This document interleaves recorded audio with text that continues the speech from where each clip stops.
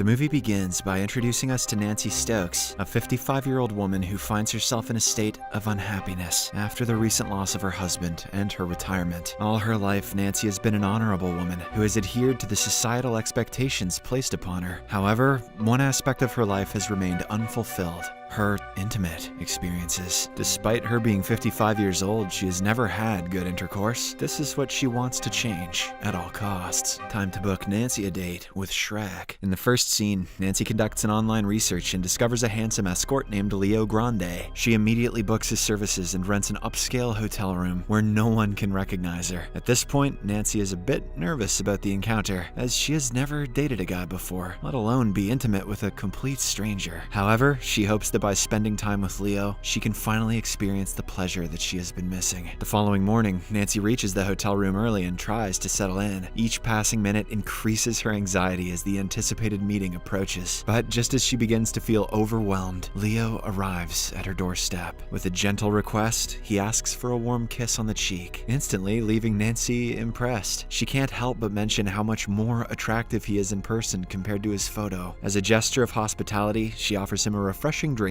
from the minibar, and the two engage in polite conversation. In the midst of it, Leo notices that Nancy is trembling, so he asks if everything is all right. In response, she mentions that she feels embarrassed due to the significant age difference between them. Nancy has started having second thoughts about this meeting, as she believes that what she's doing is morally wrong. However, Leo, being the gentleman that he is, assures her that it is perfectly fine. He also compliments that she is extremely attractive and has a great body. To make her feel better, he even kisses her passionately. As Nancy regains her confidence, she begins talking about her past. She reveals that her late husband was the only partner she ever had, but their intimate life was terrible. He never allowed her to perform oral intercourse, believing that it was humiliating.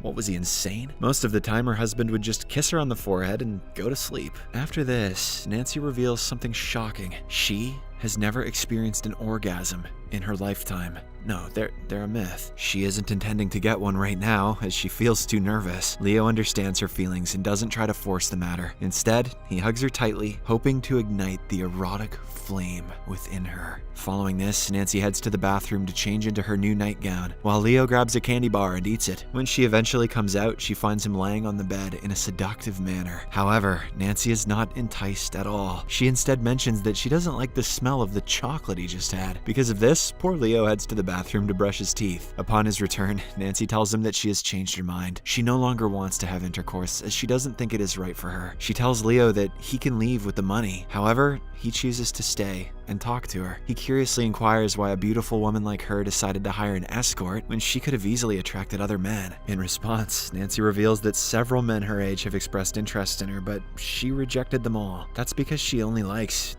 young men. Flip the genders here in this movie is a problem. Nancy then opens up more about herself. She reveals that she used to teach religious education but feels a lack of guidance and meaning in her own life. She also confesses that she has made sacrifices for the sake of her two children, but even then, they have become distant from her. Throughout her life, Nancy has put aside her own dreams and desires, playing the roles of a dutiful daughter, wife, mother, and teacher. She feels as if she has wasted her life by always trying to do things correctly. Nancy also admits to being self-conscious about her appearance, influenced by her mother's teachings about vanity. However, Leo reassures her that it's perfectly fine to be confident and appreciate one's physical attractiveness. As their conversation deepens, a growing fondness and affection develops between them. Nancy is for sure on track to score that young dong. After some time, Nancy becomes curious and asks Leo if his mother knows about his profession. She wonders if he has a troubled past or if he ran away from difficult circumstances. Leo shares that his mother actually believes he works on an oil rig. She is totally unaware of his real occupation. Well, he does drill holes. He further says that providing intimate services is an important job, so he doesn't feel guilty or regretful about what he does. Hearing this, Nancy feels a bit better, realizing that she's not the only one with these desires. She in turn reveals her most sensual encounter to date. It was 30 years ago, when she, along with her family, were on a vacation in Greece. Nancy encountered a good-looking waiter and started making out with him. However, their romantic moment was is abruptly cut short with the arrival of a car. Nancy still thinks about that waiter today and regrets not doing much more with him. As she continues sharing her intimate past, she becomes more at ease. Leo senses this and abruptly kisses her. Surprisingly, Nancy gets excited by it and finally gives in to her desires. The two then make out and have a wonderful love-making session. A few days later, Nancy contacts Leo again and invites him back to the same room. She didn't invite anyone else as she was very satisfied by Leo's previous service. As soon as he arrives, Nancy hands him a list of erotic experiences that she wants to try for the first time. It includes engaging in oral intercourse. However, Leo notices that Nancy intentionally crossed experiencing an orgasm off the list. When asked about it, she explains that she wants to take things one step at a time. Unfortunately, Nancy once again feels unsure about getting close to Leo. Things worsen when her overly dependent daughter calls, adding to her worries. Fortunately, though, Leo is there to help her relax. He gives her a massage and even dances with her to calm her mind. Leo advises her not to put too much pressure on herself to fulfill all her desires in one night. When Nancy talks about sacrificing her youth and missed adventures for her family, Leo finally talks about his own family. He reveals that he has a younger brother who serves in the military. However, they don't talk much these days. After some time, Leo suggests that Nancy book more sessions with him so that he can help reduce her stress. Unfortunately, this offends Nancy, as she believes that he is only here for the money. Leo quickly defends himself by expressing that he genuinely cares for her well-being. Hearing this, Nancy can't help but wonder why someone as charismatic as him would choose to work in this field, and what kind of difficult circumstances led him to do it. Nancy holds outdated beliefs about sex workers, which are commonly held misconceptions. However, Leo disputes her assumptions by claiming that he genuinely enjoys his work. He is not ashamed of what he does, because he understands that it can bring happiness and benefit to others. Additionally, his profession involves more than just intercourse at times. Some women have asked him for massages, some have booked him for a genuine date. Sometimes he even plays the fiddle at birthday parties, and some have even hired him to prepare food in the kitchen.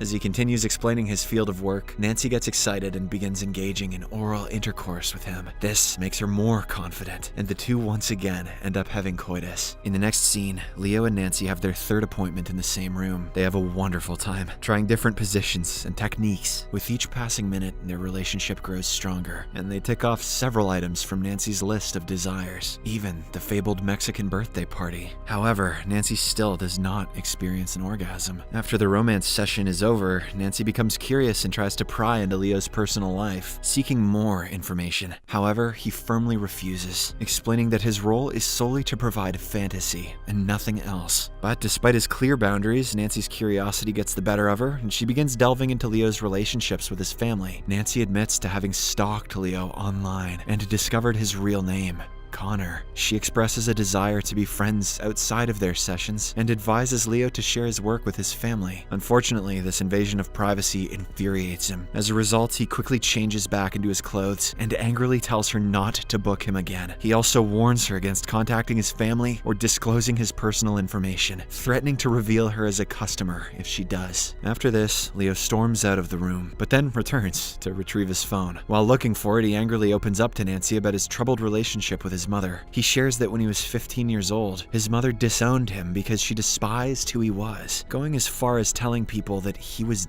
dead. When Nancy asks what he did to his mom, Leo becomes even angrier, expressing his frustration at her making assumptions. Saying this, he leaves the room for good. A few days later, Nancy books Leo for a fourth session as an apology and a farewell gesture, but this time she wants to meet him in a cafe. While waiting, she encounters Becky, a former student who happens to work as a waitress in the same cafe. As they chat, Leo arrives, prompting Nancy to create a story that they're there for business. The waitress then takes their order and leaves, giving the two some personal space. Nancy immediately takes this opportunity to apologize to Leo. She reveals that her real name is Susan Robinson and expresses her gratitude to him for helping her gain confidence and explore her sexuality. Nancy also mentions that she has recommended Leo's services to other women in her social group who she believes could benefit from his assistance, just like she did. Hearing all this, Leo becomes happy and promptly forgives her. He then confesses that his mother disowned him when she caught him having group coitus with his friends. Even when they recently crossed paths in public, his mother refused to acknowledge him. Leo also mentions that he has informed his brother about his job, and the latter is cool with it. Right then, Becky interrupts their conversation and reveals that Nancy was an awful teacher in the past. She called the students escorts just because they wore short clothes. Hearing this, Nancy feels awful and apologizes apologizes for her past actions. She then tells Becky that she is a completely different person now, who has realized that pleasure is not a bad thing. All of a sudden, she also confesses about her relationship with Leo, and even recommends his services to Becky. That's a little extreme. In the next scene, the two head to the hotel room and make passionate love. This time, Nancy finally experiences her first orgasm. After their encounter is over, Nancy tells Leo that this will be their last session, as she has experienced everything she wanted to. However, she wants them to remain friends, and he happily agrees. The movie ends as Nancy looks into the mirror and admires her body. For the first time in years, she is finally content and happy. Subscribe for more videos like this, turn on notifications, and leave a like to help the channel out. Thank you for watching.